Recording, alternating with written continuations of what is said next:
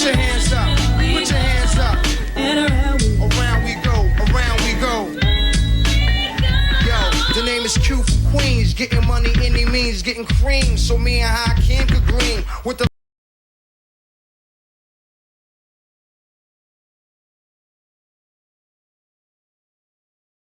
Welcome to another Rhythm IQ rankings, and this episode is stemmed from Tank and Fabolous' new song, but mainly because Tank boldly stated that Fabolous is the best R&B rapper in the game. Nobody raps on R&B better than Fabolous. So I had to sit back a little bit and work on my top 5. Let's get into it. As usual, you know there's going to be honorable mentions, so let's go ahead and get those out the way. I got Big Sean. I got J. Cole. And I got Bow Wow. At 5, I got Drake. You know you poppin', yeah. You got it, girl, you got it. Realistically, Drake doesn't even need to be a feature to make this list. He literally is an R&B rapper. But since this is R&B rappers as feature artists, Drake still does apply. He does have some fire verses on R&B tracks. I will also say, though, he does have the occasional where it's cool, but it wasn't necessary. Like Summer Walker's Girls Need Love. I think the original song was fire. Drake being there was just Drake being there. But we accept it because it's Drake. And 9 times out of 10, Drake is going to be fire on these tracks. So Drake at 5. I think that goes without saying. I'm keeping it real with you. So my number 4 pick is pretty much the Southern country mega superstar version of Drake before Drake existed, and that's Nelly.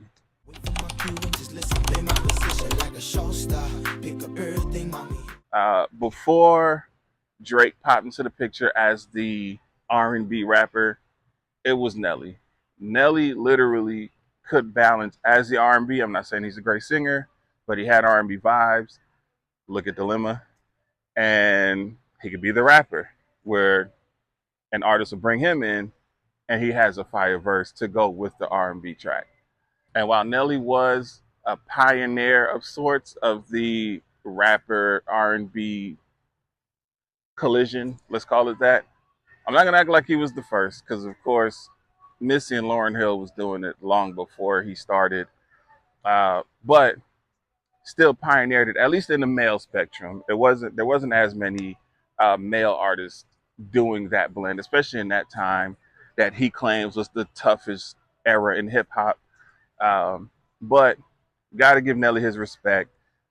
His album Sweatsuit, the dual album, while it didn't do as good as Country Grammar, it still was a successful album that fully blended rap and R&B, rap on one side, R&B on the other, and it just made sense. Nelly at 4. I created a new genre of music called hick hop.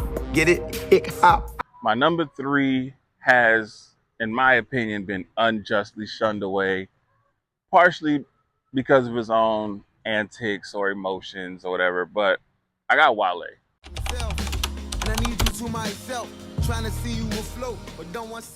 Wale's one of the dopest in this category, whether it's him going to someone else's song or him just being genius enough to know when I complete a song, I know exactly which R&B artist I want next to me.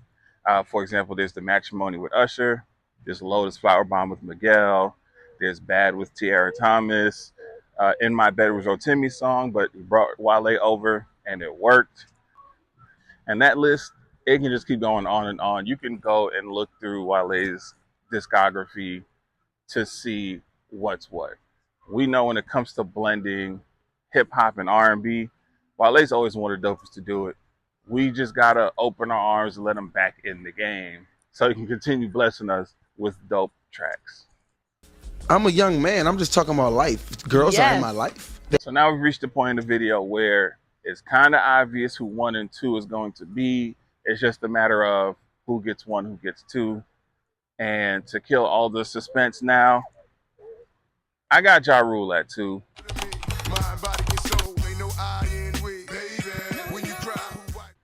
And realistically, the only reason, I'm not gonna say the only reason, one of the biggest reasons that I did keep Ja Rule at 2 is most of his hip hop and R&B collabs came within his camp or camp extended. Because of course, his biggest bangers are with Ashanti, Lloyd.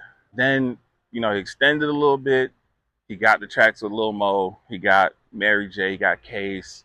He got R. Kelly. Once we finally let go of trying to make Ja Rule DMX, he found his lane as the rugged R&B rapper, and it all made sense. The only reason he's not at number 1 is because I just feel like he's not as smooth as number 1. And I understand you're going for the whole thug love feel or whatever, but if you want to blend rap and R&B, you got to blend it the right way. So let's get into the obvious number 1. That's what they say. We got Ja Rule on the phone. Let's see what Ja's thoughts are on this tragedy. Who gives a fuck what Ja Rule thinks at a time like this, nigga? This is ridiculous. So from Neo to Christina Milian to Tank to Tamia to The Dream to so on and so forth, we know, to bring it all full circle, Fabolous actually is the number 1 R&B rapper in the game.